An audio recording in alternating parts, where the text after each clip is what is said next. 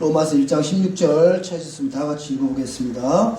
내가 그리스도의 복음을 부끄러워하지 아니하노니 이는 그 복음이 믿는 모든 자를 구원하게 이르는 하나님의 권능이기 때문이라. 먼저는 유대인에게요 또한 그리스인에게로다. 기도드리겠습니다. 거룩하고 위대하신 하나님 아버지, 정말 감사합니다. 오늘 주의 첫날 주님 앞에 섰습니다. 주님, 오늘 이 로마서 1장에 있는 이 말씀을 통해서 우리가 듣고 믿었던 이 복음에 대한 부분들을 같이 나누고자 합니다. 이 복음의 권능에 대한 부분을 나누고자 하는데, 정말 우리는 많은 것들을 얻고자 합니다. 또 정말 많은 이 세상 살아가는 동안 어떤 힘을 얻기를 원하고, 많은 권능들을 얻기를 원하고, 뭔가 해결하기 위해서 그런 힘들이 필요할 때 이 세상의 일들은 돈으로나 어떤 것들로 다 해결할 수 있을지 모르겠지만, 정말 이 한 영혼이 구원받는, 한 혼이 영원한 지옥에서 영원한 생명으로 옮겨진 이 귀한 일들을 할 수 있는 이 능력은 복음의 권능밖에 없습니다. 정말 이 복음이 우리에게 들려졌고, 우리가 이 복음의 권능에 힘입어서 또 구원함을 받고 하나님 나라에 또 영원한 생명을 얻을 수 있는 그런 은혜를 입었습니다. 정말 우리가 이 복음의 권능을 갖고 있는데, 이 복음의 권능을 가지고 정말 이 복음을 알지 못하는 많은 사람들에게 이 복음의 권능을 통해서 또 힘있게 말씀 선포로 인하여 그들이 또 정말 영원한 생명을 얻을 수 있는 그런 은혜를 있기를 원합니다. 오늘 주의 말씀으로 이 마음을 가득 채워 주시옵소서. 주님의 감사와 영광을 돌립니다. 살아계신 예수님 이름으로 기도드렸습니다. 아멘. 여러분, 오늘 로마서 1장 16절 그리스도의 복음에 대한 부분들인데, 이 복음이 믿는 모든 자를 구원에 이르게 하는 하나님의 권능이기 때문이라 했습니다. 권능이라 파워입니다. 파워, 힘. 여러분, 어떤 노동을 하려거나 어떤 일을 하려고 하면 힘이 있어야 돼요? 없어야 돼요? 힘이 있어야 되죠. 무거운 물건들을 이렇게 들거나 나르고 하려면 힘이 필요합니다.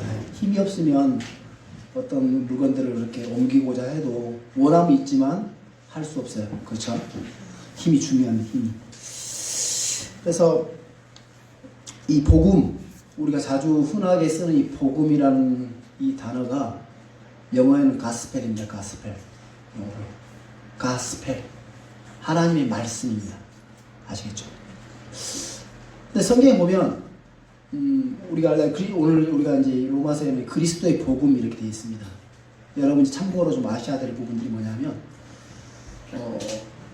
복음 이렇게 얘기를 들으셨을 때 어떤 복음? 여러분 한번 물음표를 한번 이렇게 해보셔야 돼요.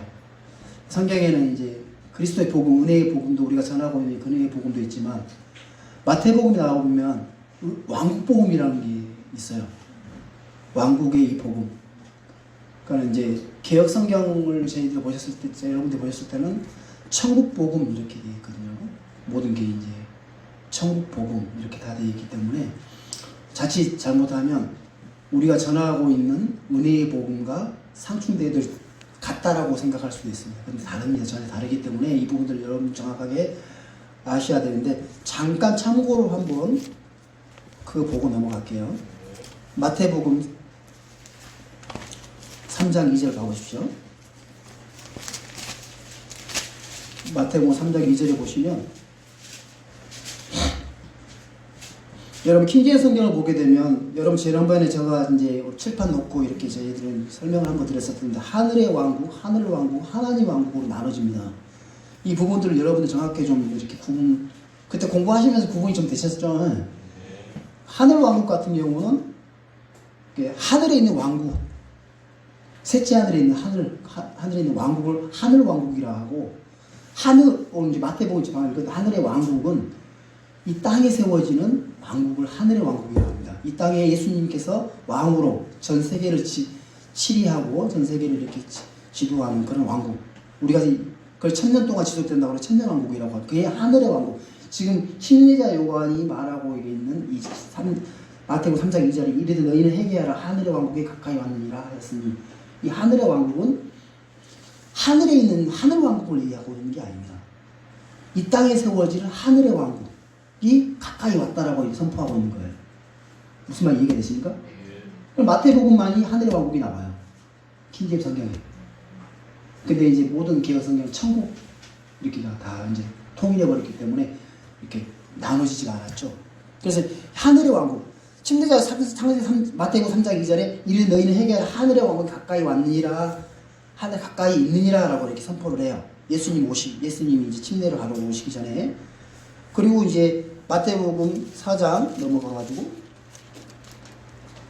17절에 보시면 예수님이 이제 침례를 받고 이제 백성들에게 선포를 하기 시작. 뭘 선포하냐면 17절 보십시오. 4장 17절에 그때 읽어보겠습니다. 그때부터 예수님께 선포하기 시작하여 이르시되 회개하라 하늘의 왕국이 가까이 왔느니라 하시더라. 하늘 왕국이 가까이 왔다? 아니, 하늘의 왕국이 가까이 왔느니라 라고 선포를 해요. 예수님도. 우리가 흔히 생각하고 있는 천국이 가까이 왔다, 이 얘기를 선포하고 있는 게 아니에요. 예수님이. 침례자 요한도 그걸 선포하는 게 아니고 예수님도 마태복음 4장 17절에도 천국이 가까이 있다, 이 얘기를 하는 게 아닙니다. 그걸 선포하는 게 아니라 회개하라 이스라엘 백성들에게 지금 하늘의 왕국이 가까이 왔다. 지금 왕이 너희들 앞에 왔기 때문에 왕을 받아들이라, 이 말씀이고 이걸 선포하는 거예요. 내용이 이거예요. 우리가 선포하는 은혜의 복음과 같아요? 다르죠? 그죠? 이 차이점 좀 아시라고요. 아시겠죠? 그 다음에 마태복음 4장 23절 봐보십시오. 자, 예수님께서 복음을 선포하는데, 여러분 오늘 읽었던 우리가 가스펠을 선포하는데 왕 이제 23절 다 같이 읽어보겠습니다. 예수님께서 온 갈릴리 두루 다니사 그들의 해당들에서 가르치시고 왕국의 복음을 선포하시며 백성 가운데서 온갖 종류의 질환과 온갖 종류의 질병을 고치시니. 여기 뭐라고 되어 있습니까? 왕국의 복음을 선포하시며. 자, 여러분 왕국의 복음을 선포하는 그 내용이 뭐였어요? 회개하라 하늘의 왕국이 가까이 왔느냐. 여러분 이렇게 지금 선포하고 있어요? 여러분 지금 이 시대에 이걸 선포하게 되면 여러분 다른 복음을 선포하는 사람이 됩니다. 아시겠습니까? 그러니까 여러분 바르게 나누고 공부해야 되는 이유 중에 하나가 이거예요. 그러니까는 복음의 내용이 무엇냐, 이게 가장 중요해요.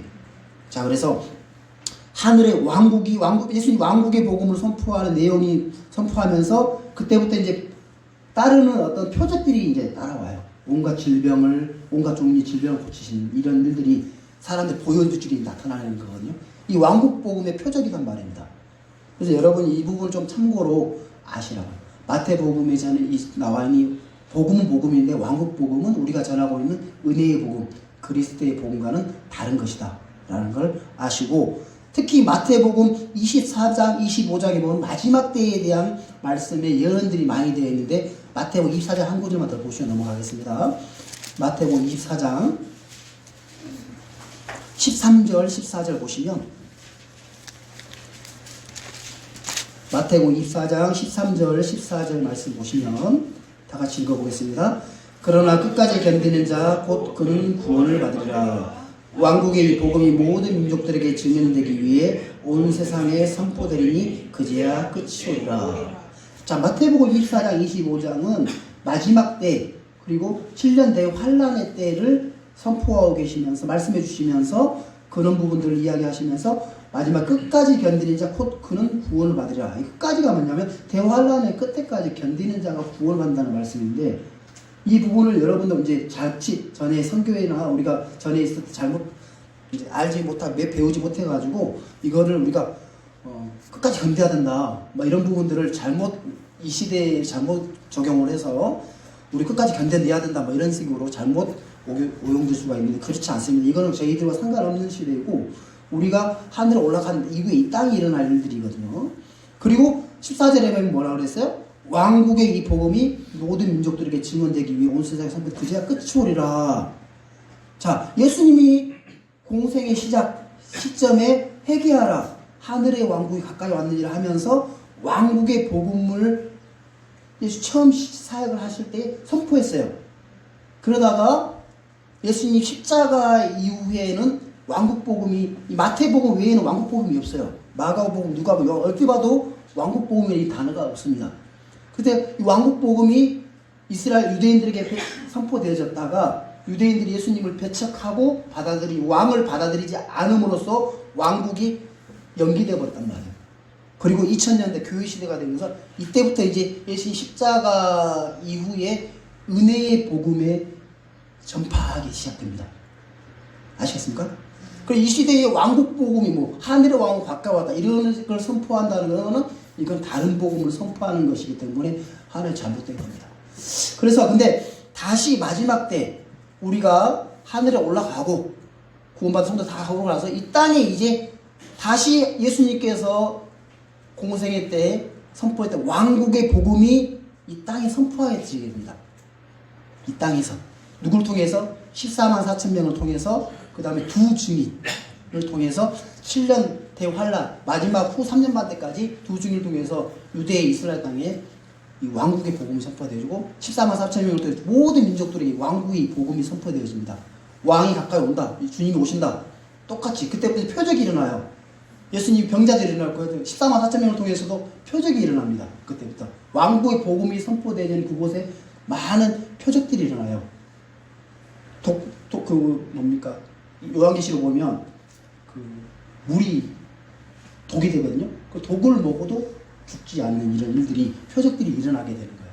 그런 걸 보면서 이제 왕국의 복음을 받아들이라고 선포가 되어지고 마지막 이제 후 3년 반 때 두 증인을 통해서도 이 왕국의 복음이 모든 민족들에게 증언되기 위해 온 세상에 선포되니 그제야 끝이 오리라. 이 말씀이거든요. 그래서 여러분 이 복음을 이제 복음 우리가 말을 많이 하는데 정확하게 이 복음이 어떤 복음인지를 알아야 왕국의 이 복음이 우리가 전하고 있는 은혜의 복음이 온 세상에 전해져야 끝이 온다. 이런 식으로 이제 물론 복음이 온 세상에 전파돼야죠. 우리 세상 끝까지 하나님께서 우리 예수님께서 복음을 선포하기 때문에 우리는 선포를 해야 됩니다. 그렇지만 이제 정확하게 알아야 되는 거죠. 끝이 되는 게 아니라 이 왕국의 복음 이렇게 7년 대환란 때에 이 복음이 전해지면서 그래야 끝이 오는 거구나 이런 식으로 여러분 아셔야 된다고 아시겠죠? 네. 이해되셨습니까? 네. 이 부분을 좀 여러분한테 좀 알려드리고 싶고 이걸 정확하게 아셔야 이런 부분들을 말씀 볼 때에 오해가 안 되고 마음이 또 부담도 안 되고 그래서 정확하게 넘어갈 수 있기 때문에 아시겠죠? 네. 그래서 오늘은 잠깐 이 부분들은 넘어가고요. 예수님이 이제 우리에게 준 이 은혜의 복음, 그리스도의 복음의 권능에 대한 부분들을 오늘 좀 저희들이 좀 나눠보고자 합니다. 우리에게 이제 이 복음을 주어졌습니다. 우리가 구원받은 그리스도인들에게 복음을 전하라고 하나님의 말씀을 전하라고. 그래서 창세기부터 계시록까지 보면 많은 하나님의 능력들이 나타나 보이잖아요. 예수님을 통해서도 보면 많은 능력들이 하나님이 하시는 많은 능력들이 막 나타나게 보여집니다. 많은 능력들이 나타나죠. 처음에 하나님께서 하늘과 땅을 창조하셨느니라. 하나님 말씀으로 하늘과 땅을 창조했단 말입니다. 이런 많은 말씀 한마디로 이렇게 창조하는 모든 능력들을 보여주는 거예요. 근데 그 많은 능력 중에 가장 큰 능력이 뭐냐? 가장 큰 능력이 뭐냐? 하나의 능력이 뭐냐면 복음의 능력이에요. 그러니까 여러분 생각해 보십시오. 사람들은 이 십자가를 전하는 게 되게 어리석어 보여요. 우리는 십자가를 선포하잖아요. 죽음을 선포하는 겁니다. 죽음. 피 흘리는 거. 누가 피 흘리는 걸 좋아해요? 그죠? 죽는 걸 누가 좋아해요? 근데 우리는 십자가의 선포를 가감하게 선포합니다. 그리고 영광스럽게 생각을 해요. 그렇죠? 근데 세상 사람들은 그게 되게 어리석어 보이고 저게 무슨 소리야? 그렇게 들릴 수 있겠죠. 자, 우리 고린도전서 1장 18절 한번 찾아보겠습니다. 고린도전서 1장 18절.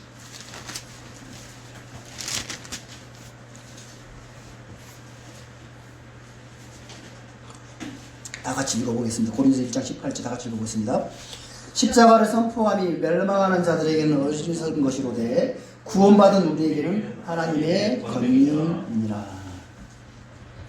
십자가를 선포하는 것은 세상 사람들에게는 멸망하는 자들에게는 어리석은 것처럼 보여집니다. 그런데 구원받은 우리에게는 하나님의 권능이라는 거예요. 이것처럼 큰 권능이 없어요. 그런 힘이 없다는 거예요. 그래서 우리 십자가에서 못 박히신 예수 그리스도를 믿고 선포합니다. 그렇죠? 그래서 자, 우리 고린도서 1장 23절 한번 가보겠습니다. 23절 다 같이 읽어보겠습니다. 우리는 십자가에 못 박히신 그리스도를 선포하나니 그분은 유대인들에게는 걸려 넘어지게 하는 것이요 그리스도인 것은 어리석은 것이거든. 자, 그리스도인들 이렇게 통틀어서 이야기하는 건 이방인들을 통틀어서 이야기할 때 그리스도인, 유대인, 그리스도인 이렇게 이야기합니다. 근데 유대인들에게는 걸려 넘어지게 하는 것이요 그리스도인들에게는 어리석인 것으로 돼. 그러니까 세상 이방인들에게는 십자가의 선포가 어리석게 보인다는 거예요. 어리석게 보여지고 어리석게 느껴지는 거죠. 유대인들에게는 걸려 넘어지는 일이었어요. 왜? 자기들이 기다렸던 그 메시아는 영원토록 다스릴 왕으로 오실 메시아였지 십자가에 나무에 달려 죽을 그 메시아가 아니었거든요. 그래서 걸려 넘어지게 했죠. 그래서 그들은 다 예수 그리스도를 배척하게 됐었고. 근데 세상 사람들이 생각하는 지혜와 능력은 어떤 것일까요? 세상 사람들이 생각하는 지혜 능력. 여러분들이 세상 생각하는 지혜 능력 어떤 게요? 성경에도 보면 여러분 병을 고치는 능력 얼마나 놀라워요. 그렇죠. 예수님 병을 고쳤어요, 안 고쳤어요? 다 고쳤죠. 암 환자를 살리고 에이즈 환자를 살리고 막 내가 그런 능력이 있으면은 아마 세상 유명해지겠죠. 모든 암 환자들 줄 서 있겠죠. 1년 360일 수십 년 동안 아마 줄 서 있을 수도 있을 거예요. 예약 환자 너무 밀려 있어가지고. 그런 능력 있으면 좋아요, 안 좋아요? 좋죠. 능력 갖고 싶습니까? 저는 좀 갖고 싶은데. 근데 병을 고쳐주는 능력보다 죽은 사람을 일으키는 능력, 그 능력이 있으면 얼마나 좋겠습니까? 그래요, 안 그래요? 예수님도 죽은 사람을 일으켰잖아요. 그런 능력. 아마 그런 능력이 있으면 정말 놀라울 겁니다. 죽어있는 사람도 일으켜줄 수 있는.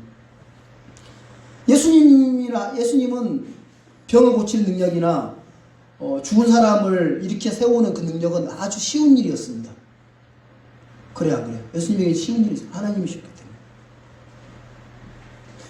예수님뿐만 아니라 베드로나 바울 12제자들도 쉬운 일이었어요. 그 능력을 받아가지고 제자들이 복음 선포, 왕국의 복음 선포하면 가서 병자들을 고쳐주고 마귀들 내쫓는 능력도 주시면서 그걸 하라고 했어요, 안 했어요?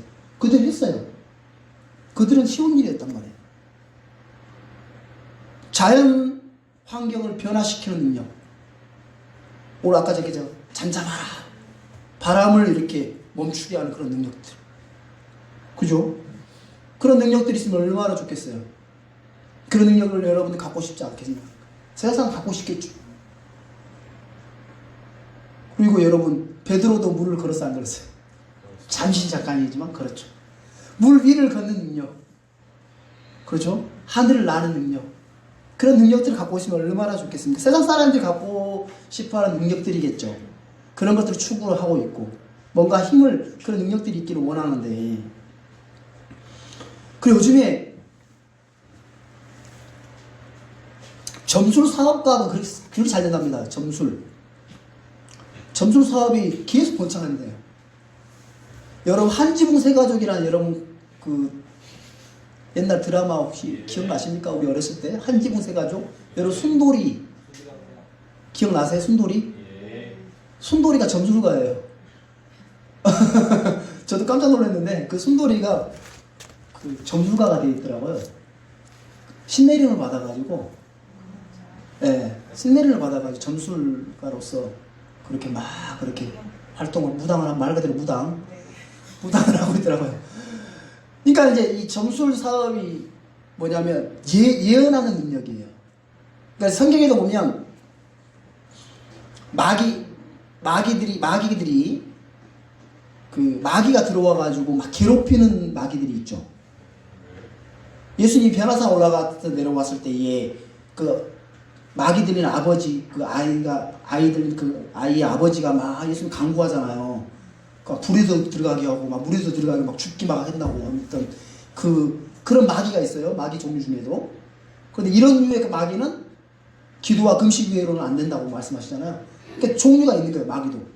근데 사도행전에 보면 바울과 바나바가 이렇게 이제 여행하는 중에 전도 여행 중에 보면 그 막이 들린 여자의 소녀가 그 주인들에게 그 능력으로 이득을 줘요.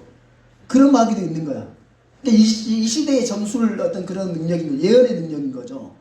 어떤 앞으로 일어날 일들을 맞춰주는. 그래서 이렇게 하면 잘 될 것이다. 이렇게 해서 어디로 가라. 이런 식으로 이제 예언을 해주는 그런 마귀도 있는 거예요. 마귀 종류가 다른 거예요. 그런 이제 예언하는 능력. 그런 능력이 있으면 얼마나 좋겠어요. 사람들 줄 서가지고 돈 다 갖다 줄 거 아닙니까. 그죠? 그렇지만, 이런 어떤 이런 능력들이 한 사람의 그 혼이 영원한 지옥에 갈 그 혼이 영원한 생명을 얻을 수 있는 그 능력은 안 되는 거예요. 그러니까 사람을 구원에 이르게 하는 하나님의 권능이 뭐냐? 복음의 이 말씀이라는 겁니다. 아시겠습니까? 그래서 그 어떤 능력보다 가장 귀하고 가장 힘 있는 게 복음의 권능이라는 겁니다. 근데 중요한 것은 이 복음의 권능이 우리 모두에게 주어졌다는 거예요. 다만 여러분들이 그걸 쓰느냐 안 쓰느냐 그 차이인 거지. 그죠? 여러분 오늘 이 말씀을 통해서 여러분 복음의 권능이 얼마나 놀라운 건지 아시고 이 복음의 권능을 주위 많은 사람들에게 능력 있게 발휘했으면 좋겠어요. 선포했으면 좋겠어요. 아시겠죠? 자, 우리 로마서 1장 16절을 본문 다시 한번 읽어보겠습니다.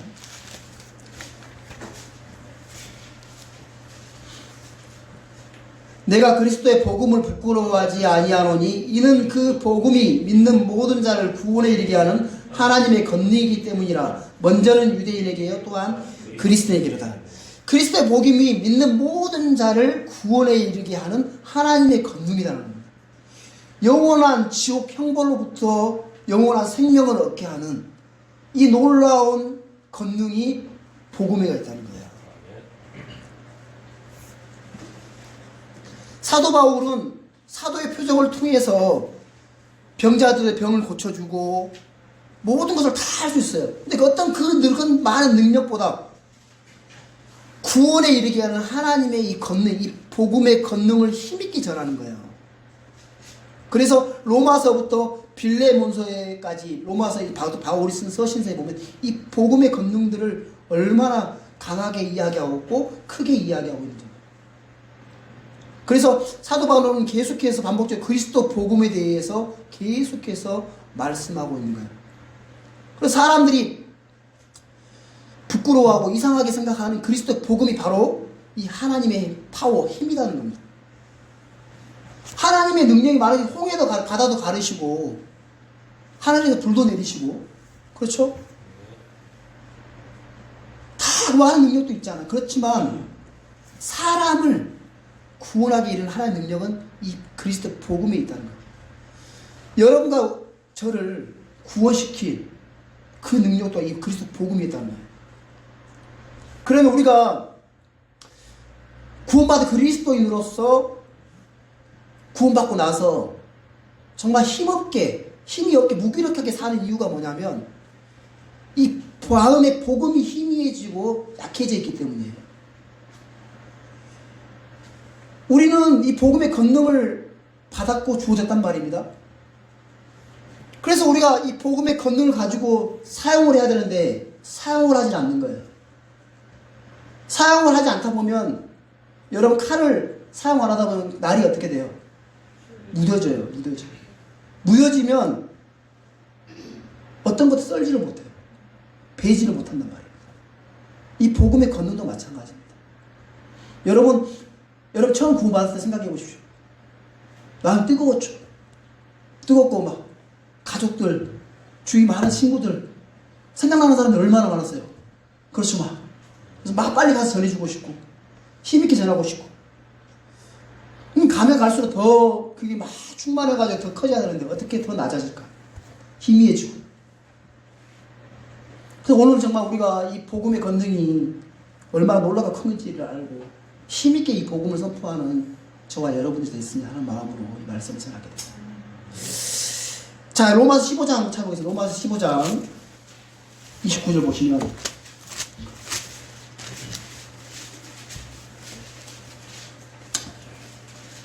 로마서 15장 29절 보시면 로마로 가는 사도 바울이 29절 다 같이 읽어보겠습니다. 내가 너희에게 갈 때에 그리스도의 복음의 복을 충만히 가지고 갈 줄로 확신하노라. 저와 여러분에게는 병자를 고쳐줄 힘이 없습니다. 하지만 한 죄인을 영원한 지옥 형벌로부터 영원한 생명으로 이르게 하는 그쪽을 이렇게 해줄 수 있는 하나님의 능력을 우리는 소유하고 있다는 거예요. 그게 하나님의 말씀이 복음에가 있다는 거예요. 우리의 삶의 모든 문제 해결, 어려움들, 그걸 해결할 수 있는 능력은 우리에게 없지만 한 사람의 죄와 불법, 그죠? 모든 허물을 깨끗하게 해줄 수 있는 그 능력을 우리가 가지고 있다는 거예요. 복음에가 그 능력이 있기 때문에. 그렇죠? 그게 그리스도의 복음의 복이라는 거예요. 정말 우리가 이 사도 바울은 로마로 가기 전에 이 로마서를 쓰면서 정말 이 복음의 복을, 그리스도 복음을 가지고 충분히 로마에 있는 그 성도들이 이 복음으로 말미암아 복이 충만해지고 성령 충만하게 되기를 간절히 구하는 마음으로 로마서 쓰겠는데, 로마서 1장 11절도 봐보십시오. 로마서 1장 11절. 왜 간절하게 사도 바울이 로마를 가고 싶어 했냐면, 11절 잘 나와 있습니다. 다시 읽어보겠습니다. 내가 너희를 간절히 보고자 함은 내가 너희에게 어떤 영적 선물을 나누어 주어 너희를 굳게 세우고자 함이니. 복음은 영적 선물이 이거 나누어 줄 수 있고 성도들을 굳게 세워준다는 겁니다.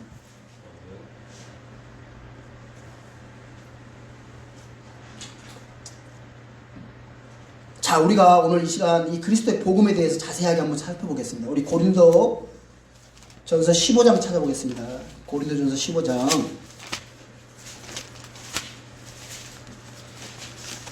1절부터 4절인데요.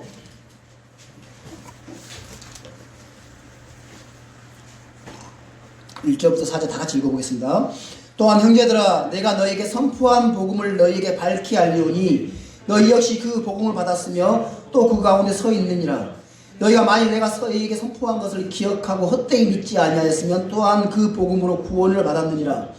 내가 또한 받은 것을 무엇보다 먼저 너희에게 전하였느니 그것은 곧 성경 기록대로 그리스도께서 우리의 죄들로 인하여 죽으시고 묻히셨다가 성경 기록대로 셋째 날에 다시 살아나시고. 그리스도의 이 복음은 먼저 예수 그리스도의 죽으심에 있습니다. 자, 이 세상의 생명을 가진 모든 것은 죽어야 안 죽어요? 죽습니다. 세상 사람들은 이 불확실한 세상에 살면서도 한 가지 확실하게 알고 있는 건 뭐예요? 한 번 태어나면 반드시 죽는다. 사람은 언젠가 반드시 죽는다는 거예요. 그건 누구나, 어느 누구도 말할 걸 다 아는 사실이에요. 그렇죠? 확실해요. 확실히 알아요. 믿지 않는 사람도 난 죽는다. 그렇죠? 죽음 이후에 심판이 있는 걸 아직 모르지. 그래서 우리가 그걸 선포하는 거죠. 죽음 위에 지옥 형벌이 있다는 거, 믿지 않으면 형벌이 있다는 거. 이 사실을 알지 못하게 이걸 사실을 알려주는 거예요. 사람들 모두 죽습니다. 그래서 한 번 죽는 건 사람들에게 정해졌고, 근데 사람들이 왜 죽는지를 몰라요. 왜? 죽는 건 확실한데 왜 죽어요? 왜 죽지? 이 사실을 알지 못하는 거예요. 근데 이 사실을 알려주는 유일한 것은 하나님의 말씀밖에 없어요. 세상 어떤 종교 서적에도 왜 죽는지에 대해서 기록되어진 게 아무것도 없거든요. 왜 죽어야 되는지, 왜 사람이 한번 태어나서 죽어야 되는지에 대해서 정확하게 말씀해주고 알려주는 기록은 성경 기록밖에 없단 말이에요. 하나님의 말씀밖에 없어요. 왜? 하나님 창조주시고 왜 죽어야 되는지. 죄가 세상에 들어오고 죄로 말미암아 죽음이 찾아왔고, 그렇죠? 그래서 사람들은 죄의 씨로 태어났고, 그래서 죽을 수밖에 없고, 이 사실을 분명하게 확실하게 알려줄 수 있는 것은 성경 기록밖에 없어요. 사람들 성경을 봅니까? 구원받지 않는 불신자들이 성경을 봐요? 성경을 안 봐요. 누가 봐요? 구원받은 그리스도인 성경을 봐요. 그 사실을 알아요. 그게 복음의 권능인데, 그걸 우리를 통해서 하나님은 전도라는 걸 통해서 선포하고 싶으신 거예요. 크면 누굴 드려요? 우리가 필요한 거예요. 도구가 필요하죠, 하나님도. 천사들을 통해서 그리스도 복음을 선포하는 게 아니에요. 구원받은 그리스도인들을 통해서 이 하나님의 권능을 나타내고 싶으신 거예요. 복음을 선포하고 싶으신 거예요. 그러려면 어떻게 해요? 우리를 들어 쓰셔야 되는데. 그래서 우리 마음에 말씀이 가득 충만해지기를 원하시는 거예요. 여러분, 쓰레기통이 가득 차면 넘쳐요, 안 넘쳐요? 계속 넘쳐요. 여러분, 국물이 넘치게 하려면 어떻게 해야 돼요? 계속 물을 부고 넘치게 하면 계속 물이 넘쳐요. 그와 마찬가지로 우리도 마찬가지죠. 하나님의 말씀 우리 마음에 가득 채워지면 넘치지 말아 해도 넘쳐요. 안 넘치는 이유는 뭐예요? 안 넣으니까요. 안 넣으니까 안 넘쳐요. 그러면 제일 먼저 뭘 해야 되겠습니까? 내 마음에 말씀으로 가득 채우는 일들을 해야 되겠죠. 그렇지 않겠어요? 근데 우리는 그 일들을 계속해서 꾸준하게 해야 돼요. 그래야 막 마음이 뜨거워서 막 정말 넘쳐서 사람들에게 선포하고 싶고 하지 않겠냐는 거예요. 그래서 우리가 예배를 드리고 이렇게 말씀을 선포하고 말리는 자리에 있는 거는 뭐냐면 우리 마음에 이 말씀이 가득 채워지는 일들을 하기 위함이에요. 여러분이 성경을 대하는 이유가 뭐냐면 말씀이 여러분 마음에 가득 채워지기를 원하는 그 마음, 그게 때문에 해야 되는 거예요. 그게 안 되면 안 넘쳐요. 안 넘치다 보면 안 넘치 끝나는 게 아니라 쫄아들어요. 국물 쫄아드는 거죠. 그래서 내가 정말 구원받았는지도 끝까지 의심 가는 데까지 가버린단 말입니다. 그래서 여러분 마음에 주의 말씀으로 가득 채우는 일들을 끊임없이 해나가요. 아시겠죠? 그래서 예수님은 죄가 없으신 분이었어요. 여러분, 이 세상 사람들은 아까 우리 고영진이 한 피로 태어난 아담의 씨로 모든 사람이 태어났기 때문에 죄의 씨로 태어났단 말입니다. 누구나 태어나자마자 죄인이었어요. 죄. 여러분, 어린아이가 좀 순결해 보이고 좀 깨끗해 보일지 모르지만 그 아이가 조금씩 자라면서 봐보세요. 어때요? 죄를 지어야 안 지어요? 정말 이렇게 아이가 깨끗해 보이는데 어느 순간 죄의 씨라는 게 정확하게 보여요. 그죠? 금방 나타나요. 근데 예수님의 그 죽으심은 보통 사람 죽음이 아니었다는 거예요. 예수님 사람들의 죄들로 인해 죽으시기 위해 이 땅에 오신 하나님이셨거든요. 하나님이 사람이 돼서 오셨단 말이에요. 자, 여러분, 이 계획은 창세 전에 계획하셨어요. 언제요? 창세 전에. 창세 전이라고 하니까 막 먼 옛날에 가는데 이 세상 사람들 인간 세상이 만들어지기 전에 여러분 아담이 하나님이 하신 그 명령을 어길 줄 알았을까요? 몰랐을까요? 네? 그 왜 가만뒀어요? 그렇게 이야기할 수 있겠죠. 방금. 왜 가만두셨을까요? 세 분 하나님께서 아버지 하나님, 말씀 하나님, 성령 하나님 세 분께서 회의를 하신 거예요. 하늘에서. 자, 선악을 알게 하는 나무의 실과를 먹지 말라고 명령을 했는데 그 명령을 어길 것을 알았단 말입니다. 그러면 그 죄로 인해서 이제 사람들은 다 죽어야 돼요. 멸망해야 된단 말입니다. 그 사태가 터지면 어떡할 거냐. 그래서 계획하신 그 계획이 그러면 그 사람 대신 말씀이셨던 그 하나님, 아들 하나님을 부르셨던 그 예수님, 이 땅에 부르셨던 예수님이 이 땅에 와서 그 죄인들을, 사람들을 위해 대속하실 거에 대한 계획들을 이미 세우셨다는 거예요.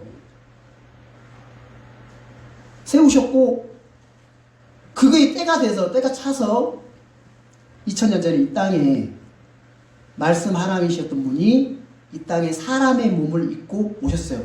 왜요? 죽기 위해서. 죽기 위해서. 죄의 대가는 죽음이에요. 피 흘림이 없은즉 사함이 없다고 그랬어요. 그렇죠? 피가 흘려져야 되고, 피가 흘려지지 않고 죽음이 없이는 이 죄사함이 없습니다. 그래서 죽으실 수 없으셨던, 죽을 수 없는 하나님께서 친히 이 땅에 사람의 몸을 입고 오셨다는 거예요. 그분이 이 땅에 불려졌던 게 이름이 예수님이다. 예수. 그렇죠? 그래서 십자가형을 받으시고 십자가에서 죽으셨다는 거예요.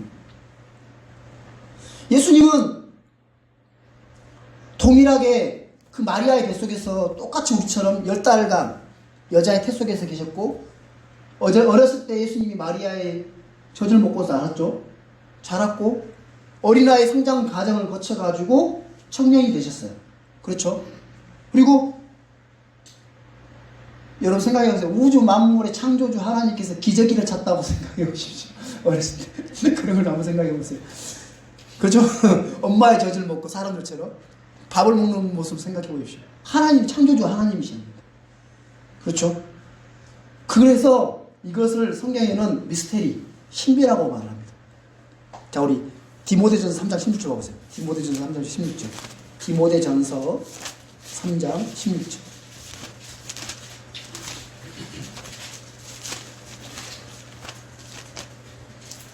디모데전서 3장 16절 보시면 다 같이 읽어보겠습니다. 논쟁의 여지가 없이 하나님의 성품의 신비는 위대하도다. 하나님께서 육체 안에 나타나시고 성령 안에서 의롭게 되시고 천사들에게 보이시고 이방인에게 선포되시고 세상에서 믿기시고 영광스러워 올려서 영접을 받으셨느니라. 하나님의 성품의 신비는 위대하도다. 어떤 게요? 하나님께서 육체 안에 나타나시고, 하나님께서 육체 안에 나타나는. 근데 더 중요한 것은 그렇게 탄생하고 태어나신 목적이 뭐냐면 죽으시기 위해 태어나셨다는 거예요. 죽으시기 위해서. 죽기 위해서 태어나셨다는 거예요. 사망의 종로를 하던 사람들의 그 사망을 깨뜨리기 위해서 이 땅에 사람의 몸을 입고 오셨다는 거예요. 예수 그리스도는 본성적으로나 유전적으로나 실제 삶에서는 죄가 전혀 없으신 완전한 사람이셨습니다. 죄가 없으신 분이셨어요. 베드로는 이렇게 증언하고 있어요. 베드로전서 2장 22절 한번 찾아보겠습니다. 베드로전서 2장 22절.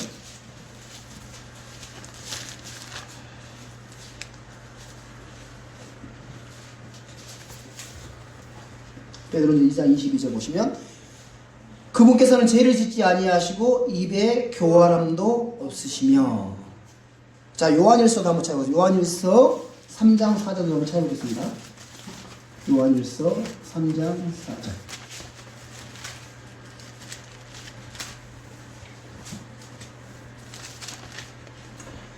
누구든지 죄를 범하는 자는 율법도 범하는 죄는 율법을 범하는 것이니라. 예수님은 율법을 범하신 적이 없으셨어요. 율법을 완전하게 성취하셨던 분이시죠. 그렇죠? 그래서 실제로 삶에서 죄가 전혀 없으셨다는 거예요. 죄도 짓지 않으셨고 완벽하신 분이셨어요. 그런 주님께서 이 세상의 모든 사람들을 대신해서 십자가에서 죽으셨다는 겁니다. 그 죽기 위해서 태어나셨다는 거예요. 사람으로. 예수 그리스도의 죽음은 미리 정해진 것이었습니다. 뭐라고요? 미리 정해졌다는 것입니다. 그래서 오늘 고린도전서 15장에 보면 바울이 그것은 곧 성경 기록대로 그리스도께서 우리 죄들로 인하여 죽으시고, 뭘 때려요? 성경 기록대로. 그러니까 미리 기록된 대로 죽으셨다는 죽음이었다는 겁니다. 미리 말씀해 주셨고 그 말씀대로 죽었다는 거예요. 그래서 죽음의 방법, 죽음의 목적, 죽음의 결과, 죽음의 장소, 죽임 당하는 이유, 죽이는 자들의 정체, 죽기 전에 있었던 일, 죽고 나서 있을 일, 죽고 나서 묻힐 장소, 모든 것이 다 예언되어 있었다는 거예요. 그 예언된 말씀 그대로 성취하셨다는 거예요. 그렇죠? 우리는 그 가상 실험을 통해서 우리 정확하게 그런 것들을 볼 수가 있었잖아요. 이미 미리 기록된 그 말씀대로, 성경에 미리 기록된 대로 말씀 그대로 했다는 겁니다. 그리스도께서 우리의 죄들로 인하여 죽으시고, 뭐 때문에요? 우리의 죄들로 인하여 죽으시고, 여러분과 저의 죄들로 인하여 예수 그리스도께서 죽으셨다는 겁니다.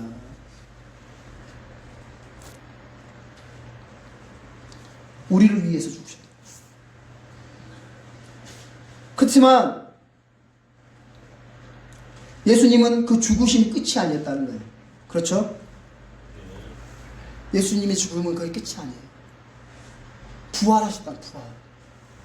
셋째 날에 부활하셨잖아요.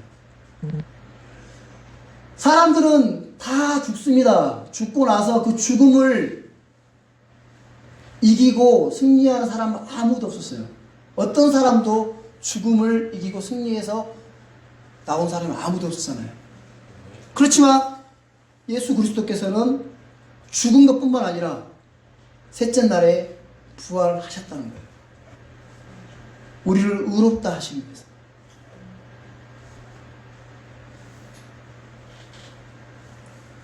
그래서 이 예수 그리스도의 이 죽으심은 하나님의 지혜라는 거예요. 사탄도 이 사실을 알지 못했어요. 분명하게 마귀는 창세기 3장에 여자의 씨가 뱀의 씨에 머리를 밟는다고 예언되어 있기 때문에 분명하게 여자의 씨가 나타날 거라는 걸 알았어요. 여자의 씨로 태어날 그 메시아에 대해서 알았어요. 그래서 그 메시아를 어찌됐든 막 그 구약의 역사를 보면 그 죽이기 위해서 온갖 방법과 수단을 다 무릅쓰고 해요. 사람들을 통해 가지고. 그렇죠? 이스라엘 그 씨를 없애버리려고. 그렇죠? 그 일들을 끊임없이 봤어요. 근데 사탄은 이 사실을 몰라요. 죽음을 통해서 죽음의 권세를 가진 마귀를 멸할 거라 이에 대해서는 전혀 생각지 못했다. 그래서 하나님의 이 예수 그리스도의 죽으심은 하나님 지혜라는 겁니다. 지혜. 이 고린도전서 2장 7절 8절 한번 찾아보겠습니다. 고린도전서 2장 7절 8절.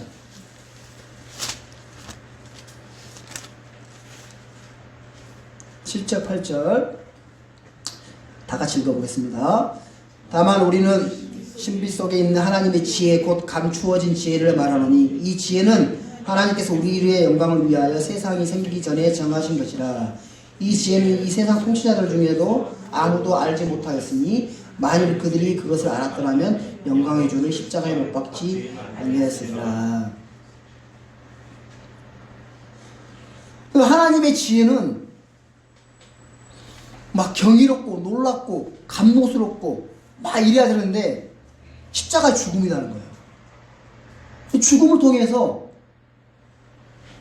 정말 이 마귀도 알지 못했던 거예요. 사실. 그래서 이걸 알았더라면 아마 마귀는 죽이지 않았을 거죠. 예수님을. 그렇죠? 정말 우리가 자 우리 고린도서 1장 찾으셨으니까 1장 가보세요. 1장 23절 24절 앞으로 넘겨서 1장 23절 24절 아까 읽었던 말씀 중인데 자 우리는 십자가에 못 박히신 그리스도를 선포하노니 그분은 유대인들에게는 걸려 넘어지게 하는 것이요 그리스도인에게는 어리석은 것이로되 부르심을 받은 자들에게는 유대인들에게나 그리스도에게나 그리스도는 하나님의 권능이시요 하나님의 지혜이시니라.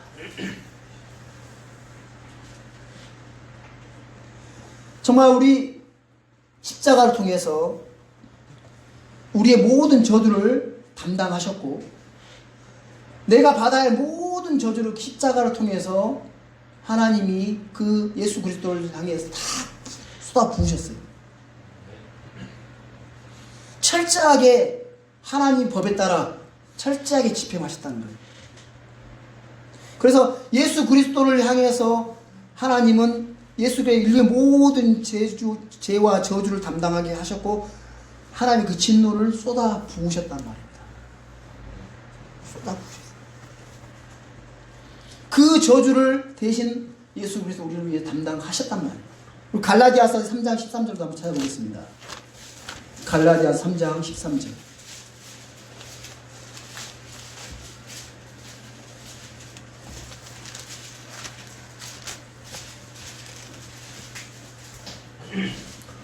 다 같이 읽어보겠습니다. 그리스도께서 우리를 위해 저주가 되사 율법의 저주에서 우리를 구속하셨으니 기록된 바 나무에 달리는 모든 자는 저주받았느니라 하였습니다. 죄 없으신 예수 그리스도께서 우리를 위하여 죄가 되셨다는 거예요. 죄와 저주가 되셨다는 거예요. 여러분, 이 십자가의 그 예수님의 그 사랑을 한번 생각해 보십시오. 죄를 알지 못한 그분께서 우리를 위해서 죄가 되셨고 저주가 되셔서 십자가에서 피 흘려 돌아가셨다는 겁니다. 그걸 우리는 믿고 구원을 받았습니다. 여러분 믿습니까? 고린도 후서 5장 21절을 찾아보겠습니다. 고린도 후서 5장 21절. 하나님께서 죄를 알지 못한 그분을 우리를 위하여 죄가 되게 하신 것은 우리가 그분 안에서 하나님 의가 되게 하려 하심이라. 하나님이 죄를 알지 못한 예수 그리스도를 우리를 위하여 죄가 되게 하신 것은 우리가 그분 안에서 하나님의 의가 되게 하려 하심이라.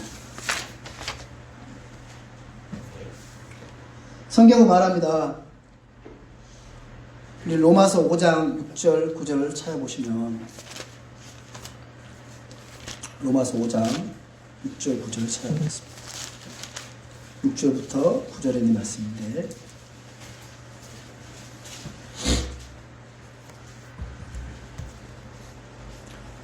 육 6절부터 9절 말씀을 읽어보겠습니다. 우리가 아직 힘이 없을 때에 그리스도께서 정하신 때가 되어 경건치 아니한 자들을 위해 죽으셨느니라. 의로운 사람을 위해 죽으려는 자가 거의 없고 선한 사람을 위해 감히 죽고자 하는 자가 혹 있거니와, 우리가 아직 죄인이었을 때에 그리스도께 우리를 위해 죽으심으로 하나님께서 우리를 향한 자신의 사랑을 당당히 제시하시느니라. 그러면 이제 우리가 그분의 피로 말미암아 의롭게 되었은즉 더욱더 그분을 통해 진노로부터 구원을 받으리니.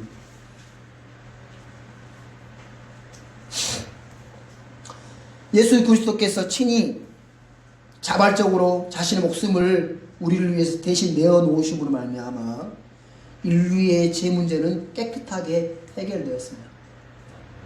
이 세상의 모든 죄가 다 제거되었습니다. 이 사실을 믿고 받아들이는 사람들은 죄의 문제를 해결받고 더 이상 죄로 말미암는 지옥 형벌은 면하게 될 겁니다. 영원한 생명으로. 그렇지만 이 사실을 들었지만 믿지 않는 사람들에게는 여전히 그 죄가 그 머리 위에 남아있고, 그죠? 하나님의 진노가 그 머리에 이렇게 쏟아진단 말이에요. 그래서 정말 사람들이 예수 그리스도의 십자가를 통해서 우리의 모든 죄가 다 깨끗해졌습니다. 사람들에게 당신은 죄인입니다. 좋아요, 안 좋아요? 별로 안 좋아하죠. 근데 하나님은 모든 사람 다 죄인이라고 해요. 이 세상에 의로운 사람 한 명도 없다고 합니다. 우리 모두 다 죄인입니다. 그렇죠? 의로운 사람 아무도 없어요.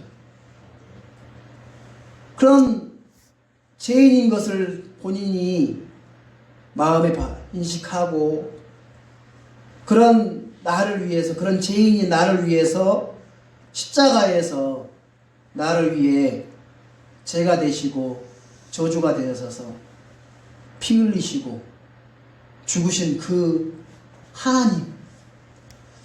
하나님이 정말 나를 위해서 그렇게 이 땅에 오셔가지고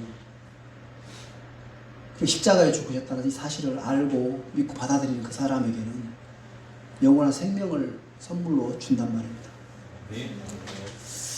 이 사실을 사람들이 참 받아들이지 못하고 있어요. 저희 또한 구원받기 전에는 이 사실을 무시하고 그렇게 거만하게 거부했습니다. 그랬던 저희들에게 큰 하나님의 은혜를 베풀어 주셨고 여러 가지 많은 일들을 통해서 여러분들 인생에 여러 가지 많은 일들을 통해서 이끌어 오셨을 겁니다. 그런 일들을 통해서 마음을 낮추시고 정말 하나님의 말씀이 진짜 하나님의 말씀으로 들릴 수 있도록 받아들일 수 있도록 일들을 하셨어요. 그리고 그 시점에 복음의 말씀이 여러분들 마음에 믿음으로 와 닿았을 겁니다. 그리고 여러분들 마음에 이 복음의 말씀을 듣고 예수님을 주로 받아들였고 영원한 생명을 선물로 받았습니다. 그렇죠? 네. 그래서 하나님의 자녀가 됐습니다. 정말 이 복음의 권능 최종 이 마지막 하이라이트 뭐냐면 예수님의 부활이에요. 부활. 자, 고린도서 15장의 말씀 보면 오늘 읽었던 그 복음의 말씀을 보면 성경 기록대로 죽으셨다가 성경 기록대로 뭐라고 말씀하셨죠? 셋째 날 다시 살아나시고 죽음을 파하시고 살아나셨단 말입니다. 그래서 우리가 왜 소망이 있냐면 부활의 소망이 있는 거예요. 부활의 소망이. 어느 밝은 아침에 날아간다는 그 찬송을 우리가 불렀는데 저는 왜 어느 밝은 아침인가 맨날 좀 궁금했거든요. 그건 아침이 맞구나. 주님 오신 날이 우리는 어둠에서 벗어나는 날이기 때문에. 그래서 아침이구나. 그래 우리는 예수님의 첫 부활의 열매로 부활하셨어요. 그걸 믿는 모든 사람들에게 같은 능력으로 우리를 일으켜 세우실 거라는 거예요. 정말 이 부활이 없다면 우리는 소망이 없죠. 부활이 없다면. 사람들에게 저는 부활합니다. 저는 다시 이렇게 세워집니다라고 미친 사람처럼 보일지 모르겠습니다. 그렇지만 우리 그리스도인들에게는 사람들이 어리석게 여기는 십자가의 그 예수 그리스도의 보혈을 선포하고 예수님께서 셋째 날 다시 부활하셨다는 그 첫 열매가 되셨고 나 또한 다시 부활한다. 아니 이 사실을 사람들에게 선포하게 된다면 진짜 사람들이 어리석게 여길지 모릅니다. 그렇지만 이건 우리에게는 하나님의 권능입니다. 하나님의 능력이시고 하나님의 권능이기 때문에 이건 파워예요. 힘이에요. 힘. 힘이 없으면 어떤 무거운 물건도 들 수 없는 것처럼 힘이 있으면 어떤 물건, 어떤 무거운 물건도 그걸 이길 수 있는 힘만 있다면 그걸 모든 걸 이렇게 세우고 들 수 있는 그런 능력을 발휘하잖아요. 그렇잖아요. 근데 이 복음에게는 복음의 능력은 뭐냐면 정말 모든 사람들이 그 죄로 말미암아 죽고 영원한 지옥 형벌로부터 벗어날 수 없었던 그 죄인을 향해서 이 복음의 말씀이 전해지고 받아들여지면 이렇게 세우는 거예요. 영원한 생명을 얻고 하늘로 옮기는 이런 일들을 이 복음의 권능에 복음에다 담겨놓고 우리에게 맡기신 거예요. 먼저 구원받은 그리스도인들에게 맡겼단 말이에요. 앞선 선진들이 복음을 선포하기 위해서 죽기까지 피 흘리기까지 순교하면서까지 이 복음을 전했고 지켜왔던 것처럼 마지막 때를 살고 있는 우리에게 또한 이 복음을 선포하라고 명령하시고 우리에게 맡겼단 말이에요. 우리 힘있게 이 말씀을 선포해야 되지 않겠냐는 겁니다. 그렇죠?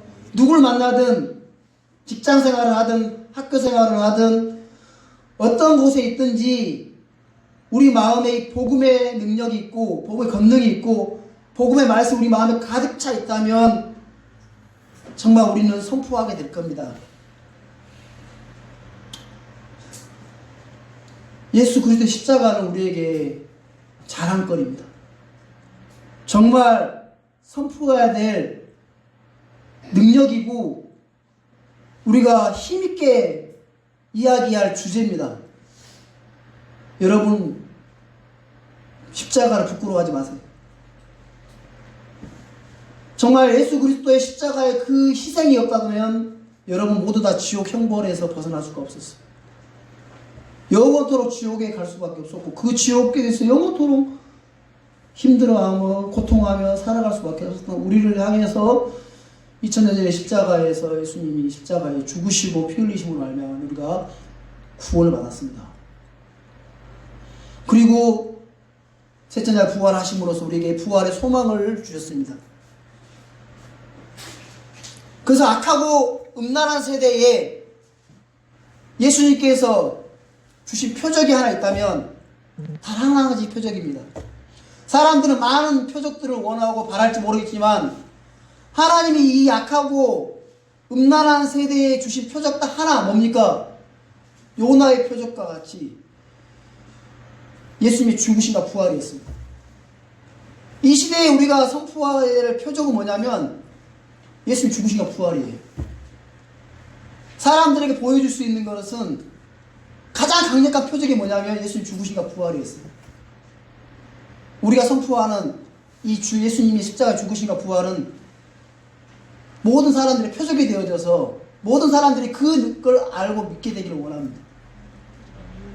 모든 사람들이 정말 그 사실을 알고 그 마음의 표적이 되어져가지고 정말 경이로운 표적이 되어가지고 눈에 보이는 표적보다 어떤 표적보다 강력한 표적이 되어서 그 마음의 믿음을 선물로 받게 되기를 간절히 구합니다. 아시겠죠? 네. 여러분에게 주어진 이 복음의 권능은 놀라운 겁니다. 여러분 이 복음의 능력은 정말 귀한 것입니다. 여러분이 생각하는 어떤 능력보다 가장 강력한 권능입니다. 아시겠죠? 여러분 그 이 권능을 힘입어서 어디에 있든지 누굴 만나든지 복음을 선포하는 여러분 되기 바랍니다. 우리 로마서 1장 16절 말씀 읽고 마치겠습니다. 오늘 본문 말씀 로마서 1장 16절 말씀 다 같이 읽겠습니다. 내가 그리스도의 복음을 부끄러워하지 아니하노니 이는 그 복음이 믿는 모든 자를 구원에 이르게 하는 하나님의 권능이기 때문이라. 먼저는 유대인에게요 또한 그리스인이로다. 아멘.